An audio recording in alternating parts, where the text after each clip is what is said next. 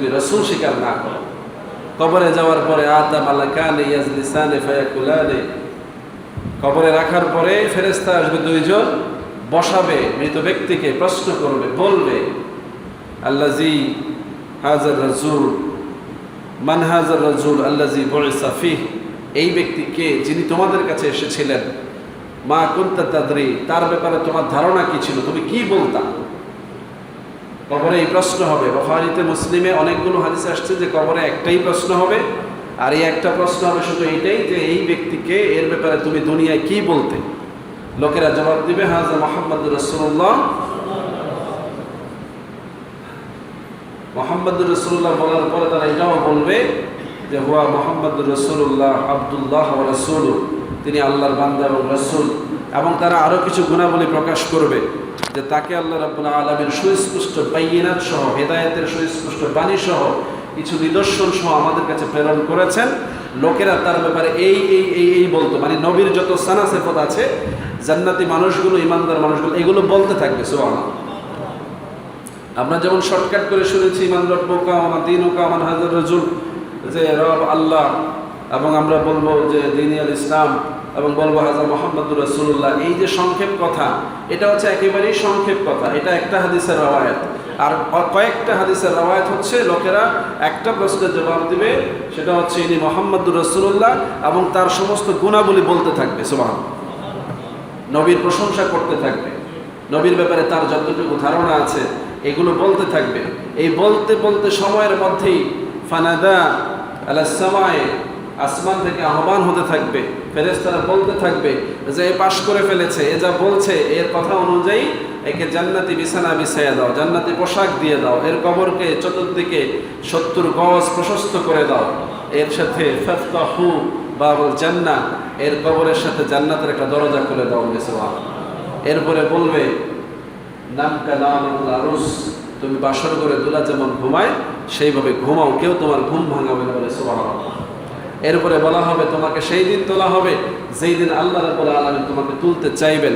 কিয়ামতের ময়দান কায়েম হওয়ার পরে আল্লাহ যখন ডাক দিবেন সেই দিনই তোমাকে তোলা হবে বলে সুবহানাল্লাহ। এইভাবে কবরের বিভিন্ন বর্ণনা দেওয়া হয়েছে। তো সেই জায়গায় থেকেও যদি আমরা দেখি, তাহলে মুহাম্মাদুর রাসূলুল্লাহর ব্যাপারে কথা বেশি বলা ছাড়া কোনো উপায় নাই, বেশি জানা ছাড়া কোনো উপায়। আমাদের গোটা ইসলামটাই নবীর জিন্দেগি, কি বলেন ঠিক কিনা, সিরাতে মুস্তাফা। আল্লাহ বলেছেন লাকাদ কানা লাকুম ফি রাসূলিল্লাহি উসওয়াতুন হাসানাহ, তোমাদের জন্য সর্বোত্তম মডেল হচ্ছেন মুহাম্মাদুর রাসূলুল্লাহ। তো মডেল মানে কি, যা আল্লাহ বলছেন তুমি আমার নবীর উপরে খুশি হও আগে, কারণ আমি তো আমার নবীকে পাঠিয়েছি তোমার কাছে, যা দিয়েছি নবীকে দিয়েছি, নবী তোমাদেরকে বন্টন করেছে, আমি কিছু বন্টন করি না, আমি আমার নবীর মাধ্যমে বন্টন করেছি। এজন্য নবী নিজেও বলেছেন আনা কাসিম, আমি হচ্ছি বন্টনকারী। আল্লাহ হচ্ছেন দাতা, দেনেওয়ালা, আর এগুলো বন্টনকারী কে, মুহাম্মাদুর রাসূলুল্লাহ সাল্লাল্লাহু আলাইহি সাল্লাম। তাহলে আপনি খুশিটা প্রকাশ করবেন কার কাছে, যিনি আপনাকে বন্টন করছেন, যিনি আপনার হাতে দিচ্ছেন, তাকেই তো খুশি প্রকাশ করবেন। তিনি খুশি হয়ে গেলে যিনি দাতা, যিনি পাঠিয়েছেন, তিনিও খুশি হয়ে যাবেন সুবহানাল্লাহ। এই কথা বললেই আমাদের দেশের লোকেরা শিরকের গন্ধ খুঁজে পায়। কি খুঁজে পায়? শিরকের গন্ধ খুঁজে পায়। নবীকে বাদ দিয়ে তুমি রব মানার মধ্যে কোনো উপায় নাই, আছে নাকি? তুমি যে আল্লাহকে রব বলবা এটাও বলার সুযোগ নেই যদি নবীকে নবী না মানো, মুহাম্মাদুর রাসূলুল্লাহকে যদি তুমি রাসূল স্বীকার না করো।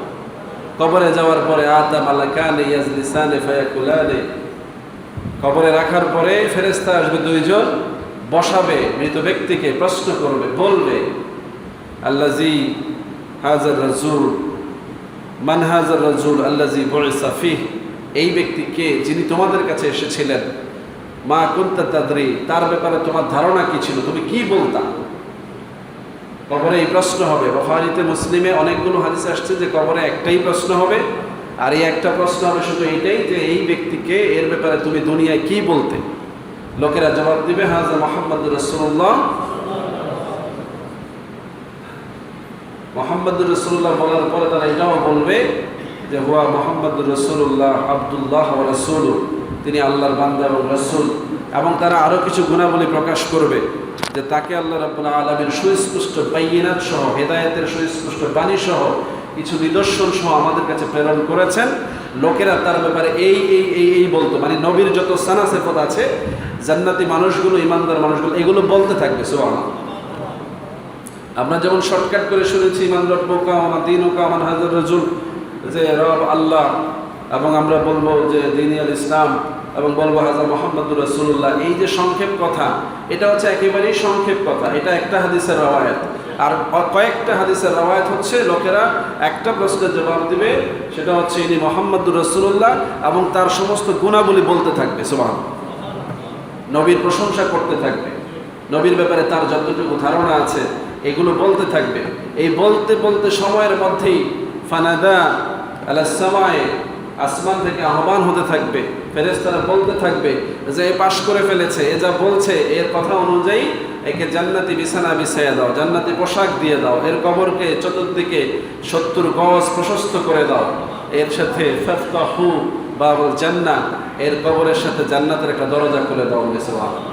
এরপরে বলবে নাম কালামুল আরুস, তুমি বাসর করে দুলা যেমন ঘুমায় সেইভাবে ঘুমাও, কেউ তোমার ঘুম ভাঙাবে না বলে সুবহানাল্লাহ। এরপরে বলা হবে তোমাকে সেই দিন তোলা হবে যেই দিন আল্লাহ রাব্বুল আলামিন তোমাকে তুলতে চাইবেন। কিয়ামতের ময়দান কায়েম হওয়ার পরে আল্লাহ যখন ডাক দিবেন সেই দিনই তোমাকে তোলা হবে বলে সুবহানাল্লাহ। এইভাবে কবরের বিভিন্ন বর্ণনা দেওয়া হয়েছে। তো সেই জায়গায় দেখেও যদি আমরা দেখি, তাহলে মুহাম্মাদুর রাসূলুল্লাহর ব্যাপারে কথা বেশি বলা ছাড়া কোনো উপায় নাই, বেশি জানা ছাড়া কোনো উপায়। আমাদের গোটা ইসলামটাই নবীর জিন্দেগি, কি বলেন ঠিক কিনা? সিরাতে মুস্তাফা।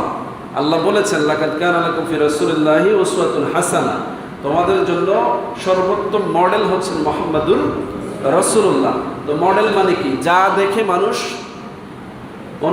অনুসরণ করে, যা দেখে মানুষ নিজে বানায় অথবা বনে, অর্থাৎ যার মতো করে মানুষ চলে, তিনি হচ্ছেন মডেল। সুতরাং আল্লাহ আপনার মডেল না, মডেলকে মুহাম্মাদুর বুঝবেন। আল্লাহকে খাটো করা হচ্ছে না, আল্লাহ তো মডেল বানিয়েছেন, আল্লাহ তো সৃষ্টিকর্তা। আল্লাহ কি মডেল বড় না যিনি ক্রিয়েটর তিনি বড়? যিনি বানান তিনি হচ্ছেন রব, আর যাকে তিনি বানিয়েছেন তাকে আমাদের জন্য আদর্শ করেছেন, তিনি আমাদের চাইতে বড় হয়েছে। সুতরাং আমরা সেই নবীকে প্রশংসা করব, তার আগমনের আনন্দে খুশি হব, তার উপরে দরুদ পড়ব, সালাম দিব। এই বিষয়গুলোতে যার যত বেশি আন্তরিকতা, সে তত বেশি মর্যাদাবান, সে তত বেশি নিয়ামতের মালিক হবে বলে সুবহানাল্লাহ। দুনিয়াতে, কবরে, ফুলসিরাতে, হাসরে, সব জায়গায় নবী ছাড়া বাঁচার কোনো উপায় নাই। এজন্য ওলামায়ে কেরাম, আউলিয়ায়ে কেরাম এই জায়গায় বলতে বলতে এমন একটা স্টেজে চলে যেতেন যেখানে গেলে সাধারণ মানুষ ভুল বুঝতো, যে ওনারা নবী ছাড়া আর কিছুই বোঝে না, ওনারা নবী ছাড়া আর কিছুই বোঝে না। আমি বলছি ওনারা নবী ছাড়া কিছু বোঝে না, এই কথা সত্য না, বরং ওনারা বুঝেছেন যে নবীকে বুঝলে আর কাউকে বোঝা লাগে, আল্লাহ অটোমেটিক বুঝে চলে আসেন। কারণ আল্লাহ এত বিশাল সত্তা, আপনি আপনার এই সীমিত মেধা দিয়ে আল্লাহকে উপলব্ধি করার কোনো সুযোগ, সর্বোচ্চ মেধা দিয়ে উপলব্ধি করেছেন নবী মুহাম্মাদুর রাসূলুল্লাহ সাল্লাল্লাহু আলাইহি ওয়াসাল্লাম। সুতরাং নবীজির দৃষ্টি দিয়ে যদি আপনি উপলব্ধি করেন, নবী যা বলেছেন আল্লাহর সম্পর্কে সেটা যদি আপনি উপলব্ধি করেন, তাহলে আপনার সামনে আল্লাহর রবুবিয়তের কুল কায়নাত উন্মোচিত হয়ে যাবে বলে সুবহানাল্লাহ। এই জন্য সারা পৃথিবীর মানুষদেরকে আহ্বান করা হয়েছে, তোমরা ওই পাথরের চার দেয়ালের এই ঘরটার চারপাশে আসো, এখানে এসে ডাকো। লোকেরা যদি বলতে চায় এটাকেও শিরক বলতে পারবে না? কাবা তো পাথরের নির্মিত, কি বলে ঠিক না? এখন কেউ যদি বলে যে একটা পাথরে ঘুরে এইভাবে চারকেল করাটা তো শিরক, বলতে পারে না? কি এটাকে শিরক হবে? এটা আল্লাহর আদেশ। কার আদেশ? আল্লাহ যেখানে আদেশ রেখেছেন সেখানে আপনি শিরক খুঁজতে পারবেন না। মুহাম্মাদুর রাসূলুল্লাহর ব্যাপারে আল্লাহ আদেশ করেছেন, ইন্নাল্লাহা ওয়া মালাইকাতাহু ইউসাল্লুনা আলান নবী ইয়া আইয়ুহাল্লাযীনা আমানু সাল্লু আলাইহি ওয়া সাল্লিমু তাসলিমা। এই আদেশ থাকার কারণে নবীর উপরে দরুদ সালাম আপনাকে পড়তেই হবে, এখানে আপনি শিরকের তালাশ করতে পারবেন না, কারণ এখানে আদেশটা কার? আল্লাহ।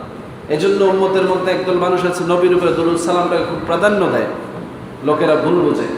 অথচ ইবাদতের চাইতেও যদি কেউ এই দরুদ সালামকে বেশি প্রাধান্য দেয়, তাকেও কিছু বলার সুযোগ নাই, সে তো ইবাদত বাদ দিয়ে করবে না। ইবাদতের চাইতে বেশি যদি নবীর দরুদ সালামকে প্রাধান্য দেয় সেটাও ইবাদত হবে, কিন্তু ইবাদত বাদ দিয়ে যদি কেউ করে তাইলে তার তো ইমানই নাই। কি নাই? ইমানই। আমাদের দেশে মানুষেরা এই জায়গায় ভুল করে, বেঈমানদের আচরণ নিয়ে আপনি ইমানদারকে কষ্ট দিবেন না, কথা বুঝাইতে পারছি?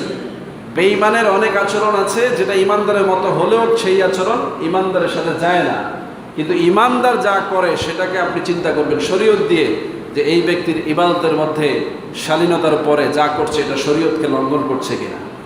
যদি না করে তাহলে এই আবেগকে আপনি মূল্যায়ন করতে হবে।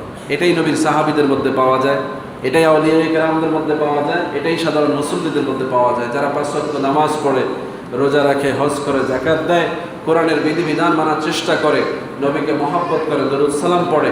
এই স্বাভাবিক জিন্দেগিগুলো যারা করে আমরা এদেরকে ভালো মুসলমান বলি, কি বলেন ঠিক কিনা?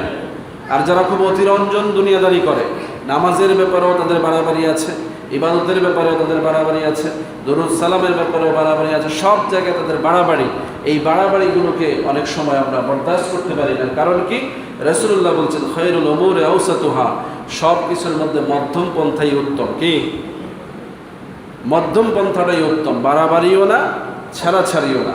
এজন্য আমরা সকল বিষয়ে, সকল ইবাদতে, সকল প্রয়োজনে মধ্যম পন্থা অবলম্বন করব। প্রত্যেকটা ইবাদত আমরা আমাদের আল্লাহ এবং আল্লাহ রসুলের সন্তুষ্টির আলোকে পরিচালনা করার চেষ্টা করব। ওয়া মা আলাইনা ইল্লাল বালাগ। আসসালামু আলাইকুম ওয়া রাহমাতুল্লাহি ওয়া বারাকাতুহু। যারা